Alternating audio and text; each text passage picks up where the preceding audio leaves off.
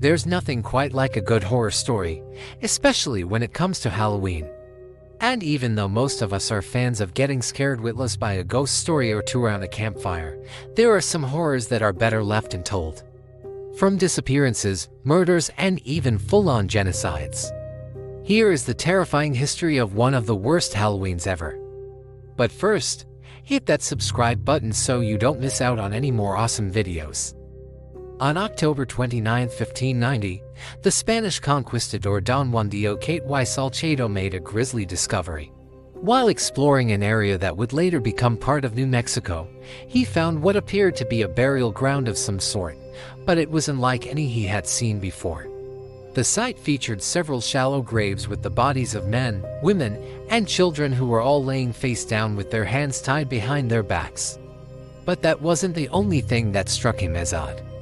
The bodies were completely naked except for the personal belongings of the deceased, which were placed over their faces.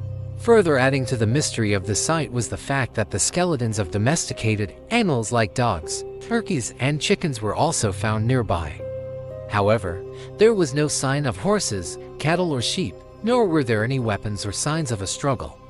Something about this place didn't sit right with Ocate, so he decided to name it the Valley of the People Without a Voice in remembrance of those who died there. He then set off to find the governor of the province of Nueva Espapa to report his findings.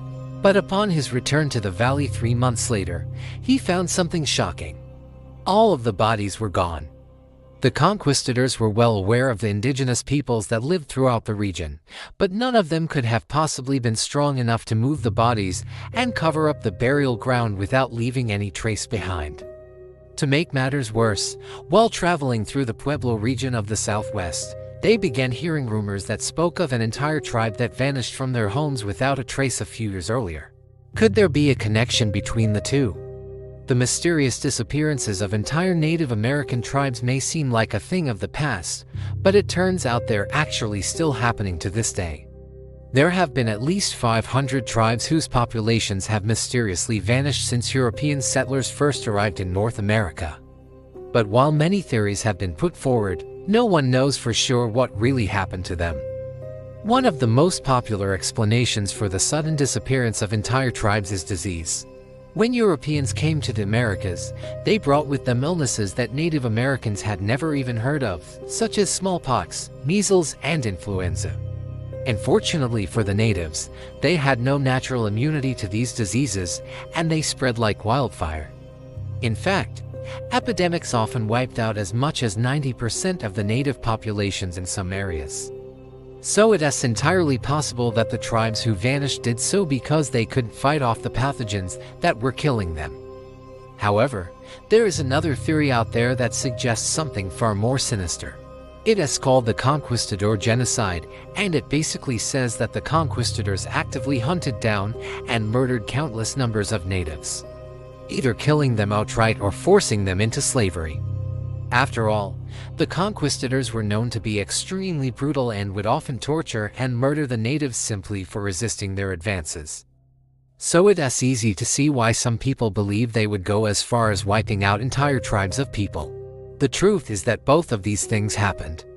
Native Americans were killed by European diseases, and they were also actively targeted by the conquistadors. The latter is something that has been largely forgotten, but there is evidence that suggests that it played a big role in the decimation of many native tribes. For example, there are reports of entire villages being burned to the ground and massacred in cold blood. There are also first-hand accounts from survivors who told stories of their people being tortured and killed by the conquistadors. And it seems that these killings weren't just random acts of violence, but rather a systematic attempt to wipe out the natives in certain areas. It's important to note that the conquistadors weren't the only ones to blame.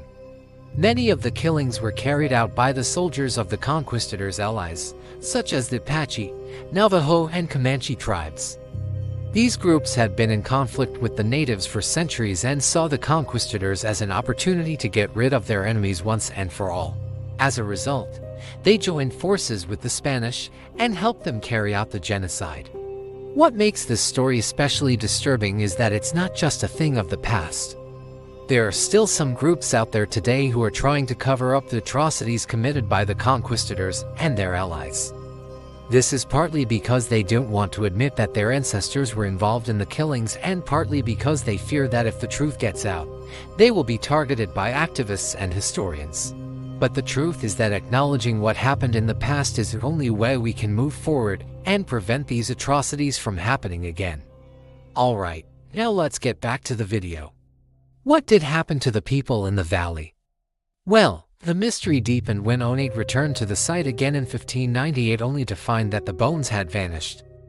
No matter where he looked, every trace of the cemetery seemed to have disappeared, as if the people who buried them had come back in the night and taken their loved ones' remains with them. Yet it didn't make sense. According to the local natives, no one had lived in the valley for decades. To make things even weirder, years later, the Franciscan friar Francisco de Jesus de Leon Sandoval claimed that he knew exactly what happened. He said that the people buried in the valley were the remnants of a group that had been sent to explore the area by the governor of Mexico City in 1581. Sandoval said that after arriving in the area, the explorers were attacked by the natives and forced to flee. They hid in the valley and eventually died of starvation. Sandoval believed that their bodies were then taken by another group of natives and used in a ritualistic ceremony. That might explain why their clothes were torn and strewn about the burial ground. But it doesn't explain how the bodies disappeared years later. Sandoval never actually witnessed the site himself, so his account is considered unreliable by most historians. Some anthropologists believe that the site was likely a burial ground for the Jornada Mogollon culture, a prehistoric society that lived in the southwestern United States from about 2000 BC to 1450 CE.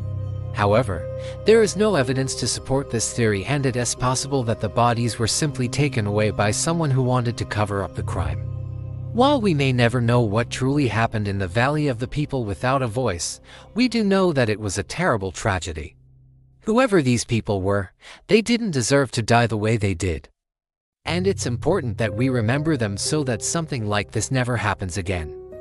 Tell us, does this story remind you of anything that's going on in the world today? And what do you think happened to the people in the Valley of the People without a voice? Let us know your thoughts in the comments below. As for the conquistadors, their legacy is one of death, destruction, and misery. They were responsible for the deaths of millions of Native Americans and the enslavement of countless others. They also destroyed countless Native American cultures and ways of life. The conquistadors were truly evil, and their legacy is a dark stain on the history of humanity. It's important to remember that the conquistadors were not some kind of superhuman killing machine. They were actually just ordinary people who were driven by greed and a desire for power.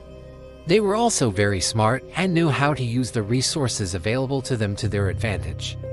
For example, they knew that the natives were generally weaker than them and would often use this to their advantage. They also knew that the natives were unfamiliar with European weapons and would often use this to deadly effect.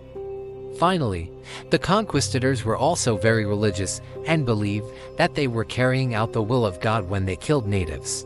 This gave them a sense of purpose and made them even more ruthless. In conclusion, conquistadors were simply ordinary people who were driven by greed, power, and religion. Their legacy is one of death, destruction, and misery.